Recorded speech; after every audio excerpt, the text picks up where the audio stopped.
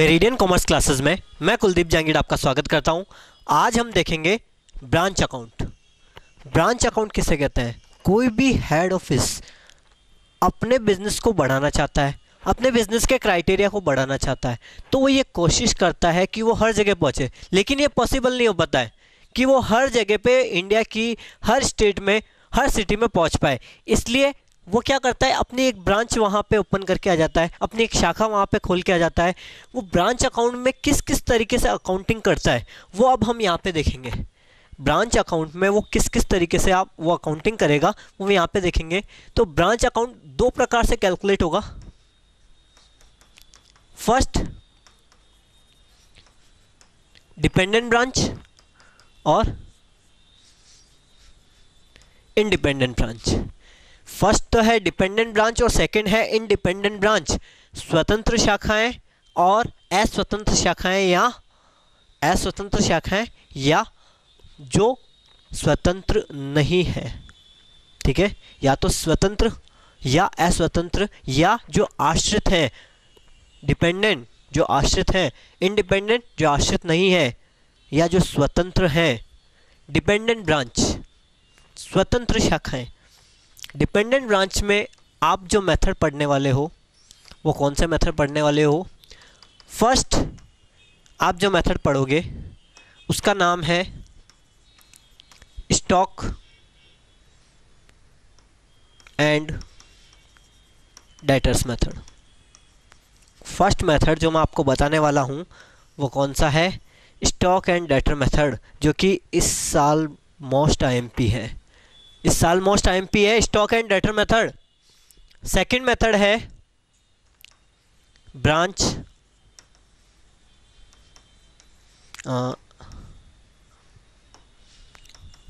Debtors method. Third है final account method और fourth है wholesale price method.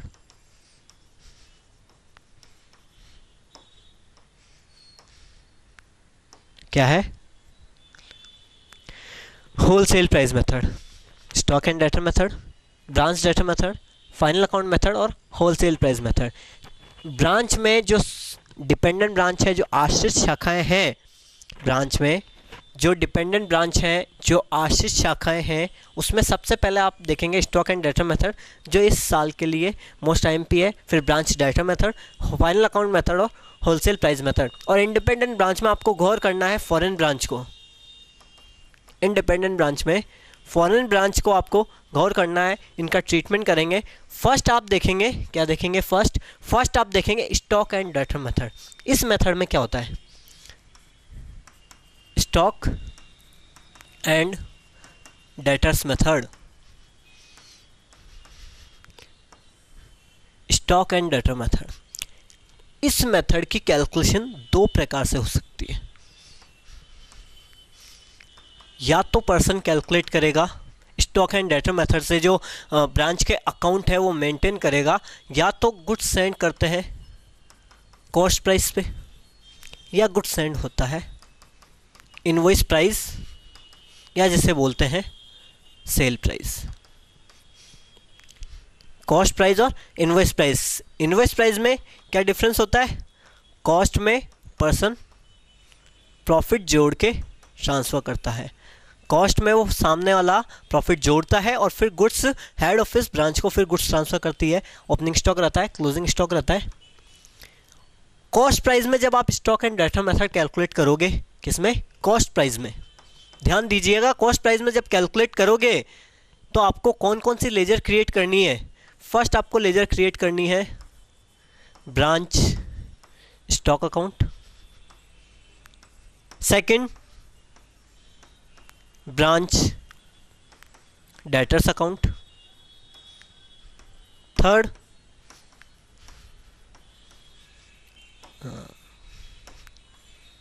Goods send to branch account, goods send to branch account. Fourth, goods send to branch account. Fourth calculate करेंगे आप branch expenses account. और fifth calculate करेंगे branch P&L account. ये account आपको open करने हैं। कौन कौन से? देखिए 5 अकाउंट है। अगर कॉस्ट बेसिस पे डिपेंडेंट ब्रांच में फर्स्ट मेथड देख रहे हैं स्टॉक एंड डेटर मेथड, और स्टॉक एंड डेटर मेथड में सबसे पहले बनाना है branch stock account, branch debtor account, goods send to branch, branch expenses और ब्रांच P&L। ये 5 लेजर आपको क्रिएट करनी है। अगर इनवॉइस प्राइस पे अगर होता है sale price, cost plus profit price, invoice price पे होता है तो ये 5 तो बनेगी ही, ये 5 तो सेम रहेगी, ये 5 बनेगी, ये तो सेम रहेगी। लेकिन 6th एक और ओपन हो जाएगी जिसे बोलेंगे ब्रांच एडजस्टमेंट अकाउंट। क्या बोलेंगे उसे? Branch adjustment account. एक और ओपन हो जाएगी। ये लेजर आपको क्रिएट करनी है, 6 लेजर क्रिएट करनी है। फॉर्मेट आपको ध्यान में रखना है, फॉर्मेट में डेटा फिट करना है, ऑटोमेटिक आपका आंसर आ जाएगा। ये 5 और 6 ब्रांच एडजस्टमेंट अकाउंट, ये 5 आपको ध्यान में रखना है। सबसे पहले अपन देखेंगे ब्रांच स्टॉक अकाउंट का फॉर्मेट क्या होता है। सबसे पहले देखेंगे ब्रांच स्टॉक अकाउंट का format. Branch stock account, branch stock account किस तरीके से देखेंगे? देखो, किसी भी लेजर में आप ओपनिंग स्टॉक क्रिएट करते हो, स्टॉक है, एसेट्स है, और एसेट्स का डेबिट बैलेंस होता है to balance BD, debit balance to balance BD opening stock. फिर to goods send to branch account. Goods अगर सेंड किया है ब्रांच को तो वो यहाँ पे आ जाएगा बाय गुड्स रिटर्न। अगर गुड्स रिटर्न हुआ है तो यहाँ पे आ जाएगा by bank cash sale. Bank में आप लिखोगे कैश सेल, और by branch debtor credit sale. Credit sales अगर करेंगे तो ब्रांच डेटर में जाएगा bank branch debtor by balance CD, by balance CD. Okay, opening balance, closing balance, goods and goods return, same trading account जैसा format. Bank cash sales और branch data credit sales, same trading account जैसा। अब देखो, अगर इसका balance अगर इधर बचता है, टोटल लगाएंगे आप। अगर बैलेंस आपका क्रेडिट साइड में बच रहा है तो उसे पहुंचाएंगे बाय ब्रांच एडजस्टमेंट में, स्पॉइल, लॉस हो गया। ओके, अगर डेबिट साइड में बचता है तो भी उसे पहुंचाएंगे ब्रांच एडजस्टमेंट में, उसे कहेंगे आप सरप्लस या उसे कहेंगे आप प्रॉफिट हो गया। ठीक है, अगर आप भूल भी जाते हो स्पॉइल्ड और सरप्लस को, अगर आप भूल भी जाते हो तो बाय ब्रांच एडजस्टमेंट लिखना है, क्रेडिट साइड में भी और डेबिट साइड में भी, तो आपको किधर भी लिखना है, लेकिन ब्रांच एडजस्टमेंट में ब्रांच स्टॉक का अमाउंट ट्रांसफ़र हो जाएगा। ब्रांच स्टॉक का अमाउंट कहाँ पे ट्रांसफ़र होगा? ब्रांच एडजस्टमेंट में ट्रांसफ़र होगा। ये फॉर्मेट आपको सेट करना है क्वेश्चन में। ठीक है, अब देखेंगे दूसरा, गुड्स सेंड टू ब्रांच, एक लेजर ये देखेंगे, और इसी के साथ में देखेंगे branch debtor, goods send to branch, और इसी के साथ क्या देखेंगे? Branch debtors account, goods send to branch. आपने देखिए क्या देखेंगे आप, यहाँ पे लिखा है, देखो ध्यान से देखो, आपने यहाँ पे लिखा है टू गुड्स सेंड, तो गुड्स सेंड में किधर लिखेंगे? गुड्स सेंड में लिखेंगे बाय साइड में लिखेंगे branch stock account. Bye side में आप क्या लिखोगे? ब्रांच स्टॉक अकाउंट लिखोगे। जो यहाँ पे अमाउंट आई है वही अमाउंट यहाँ पे आएगी। ओके, इधर लिखा आपने बाय गुड्स रिटर्न, तो गुड्स सेंड में क्या लिखेंगे? To branch stock account. ये रिटर्न का अमाउंट आया है यहाँ पे। ओके, अब देखिए एक एक मैं आपको एक बात बताता हूँ। बात यह है कि अगर गुड्स इनवॉइस प्राइस पे अगर सेंड करते हैं, इनवॉइस प्राइस पे गुड्स को एक हेड ऑफिस द्वारा ब्रांच को अगर ट्रांसफ़र किया जाता है, तो आपको इन 4 आइटम्स का ध्यान रखना है। कौन कौन सी? Opening stock, closing stock, goods send और गुड्स रिटर्न।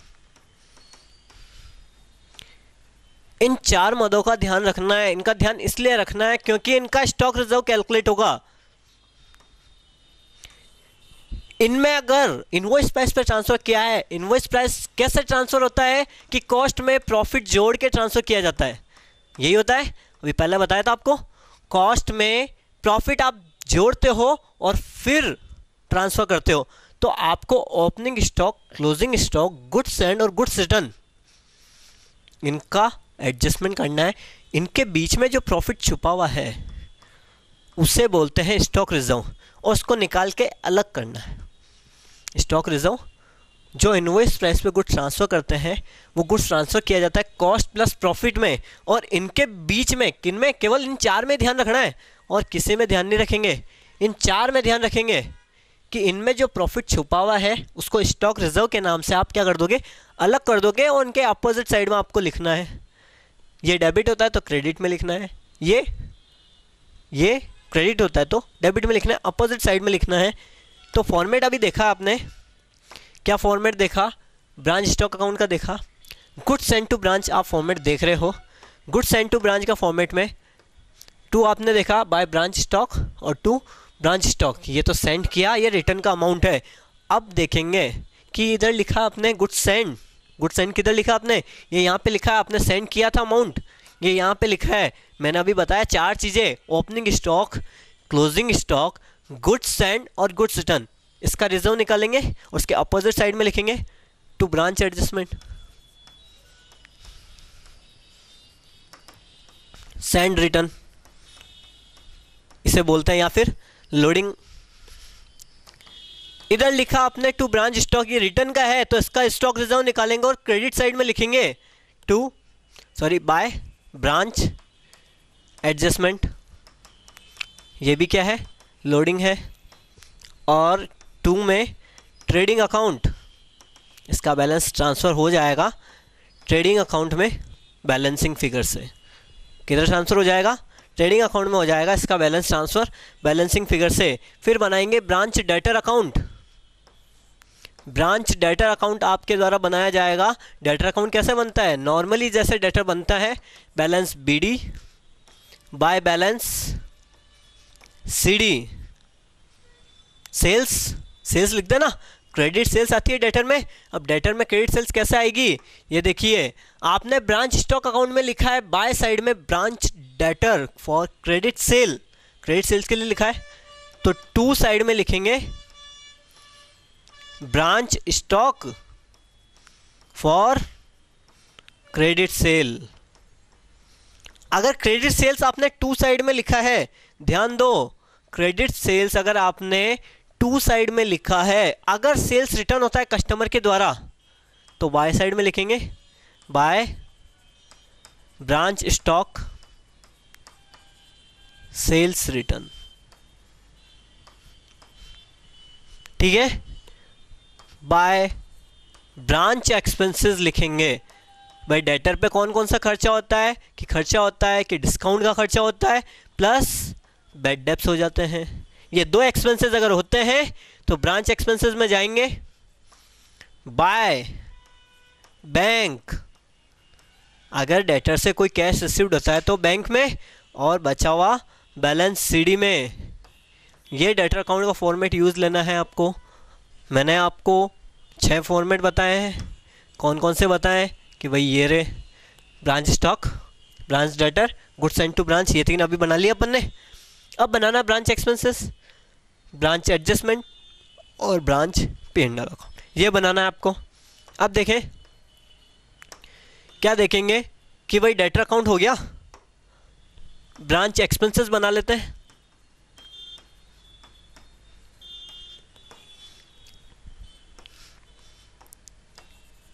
ब्रांच एडजस्टमेंट बना लेते हैं और ब्रांच P&L अकाउंट बना लेते हैं। सबसे पहले ब्रांच एक्सपेंसेस, सबसे पहले क्या बनाएंगे, ब्रांच एक्सपेंसेस अकाउंट बनाएंगे कि भाई किस तरीके से बनेगा ब्रांच एक्सपेंसेस अकाउंट में। देखो अभी आपने डेटर बनाया है, डेटर अकाउंट में आपने इधर लिखा बाय ब्रांच एक्सपेंसेस, डिस्काउंट और बैड डेब्ट्स के लिए नाम क्या लिखा आपने, बाय ब्रांच एक्सपेंसेस। तो टू ब्रांच डेटर, फिर टू बैंक लिखेंगे, बैंक लिखेंगे अदर एक्सपेंसेस के लिए। बाय साइड में इसको ट्रांसफर, एक्सपेंसेस को end of the year transfer कहाँ करते हैं, P&L में, तो बाय ब्रांच P&L अकाउंट में बैलेंसिंग फिगर से। अगर आप इसे ब्रांच एडजस्टमेंट में भेजते हो तो भी गलत नहीं होगा। ब्रांच एडजस्टमेंट में जाने के बाद ब्रांच एडजस्टमेंट का बैलेंस चला जाएगा ब्रांच P&L में। दोनों चीज़ आप कर सकते हो। नॉर्मली ब्रांच P&L में आप ट्रांसफ़र कर दो डायरेक्टली। ब्रांच एडजस्टमेंट अकाउंट बनाएंगे, ब्रांच एडजस्टमेंट अकाउंट बनाएंगे। ब्रांच एडजस्टमेंट अकाउंट में देखो आपने ब्रांच स्टॉक अकाउंट बनाया, इनका बैलेंस आया या तो इधर या इधर, इधर लिखा बाय ब्रांच एडजस्टमेंट, इधर लिखा टू ब्रांच एडजस्टमेंट, स्पॉइल आया ना इधर, तो बाय ब्रांच एडजस्टमेंट लिखा आपने तो टू साइड में लिखेंगे ब्रांच स्टॉक अकाउंट, स्पॉइल अगर हो जाता है तो। फिर रिजर्व निकालेंगे। देखो गुड्स सेंड टू ब्रांच, ये आपने गुड्स सेंड टू ब्रांच का अकाउंट बनाया। गुड्स सेंड टू ब्रांच के अकाउंट में आपने लिखा है टू साइड में ब्रांच एडजस्टमेंट, लोडिंग निकाली आपने, तो ब्रांच एडजस्टमेंट में लिखेंगे आप बाय साइड में गुड्स सेंड, ये लोडिंग का अमाउंट है, स्टॉक रिजर्व का अमाउंट है। ओपनिंग स्टॉक टू साइड में लिखते हैं तो उसका रिजर्व निकाल के लिखेंगे बाय साइड में branch stock reserve opening. Closing stock आता है बाय साइड में तो इसका स्टॉक रिजर्व आएगा टू साइड में branch stock reserve closing stock है, ठीक है। और टू इसके बैलेंस को आप ट्रांसफ़र कर दोगे ब्रांच P&L अकाउंट में, इसका बैलेंस आ जाएगा ब्रांच P&L में बैलेंसिंग फिगर से।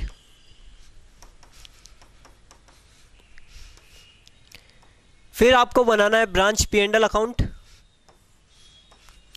ब्रांच P&L अकाउंट देखो आपने जहां पे P&L वर्ड यूज लिया एक्सपेंसेस में लिखा है आपने, ये देखो एक्सपेंसेस में बाय ब्रांच P&L, तो P&L में टू